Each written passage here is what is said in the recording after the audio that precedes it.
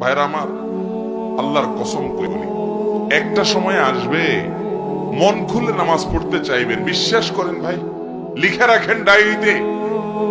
আপনাকে যদি আল্লাহ হায়াতে বাঁচিয়ে রাখেন, যুবক ভাইয়েরা, তরুণ ভাইয়েরা, একটা বয়স আসবে মনে চাইবে একটু রবকে মন খুলে সেজদা দেই, একটু লম্বা করে রুকু করি। পারবেন না, অসুস্থ হয়ে যাবেন, রোগবালায় ধরে ফেলবে। বাবারে, সে সময় আসবে না? বৃদ্ধ মুরব্বীদেরকে, চাচাদেরকে জিজ্ঞাসা করেন, চাইলেও ওযু ধরে রাখতে পারে না, নামাজ পড়তে পারে না, চাইলেও পারে না। একটা সময় আসবে চাইবেন, পারবেন না।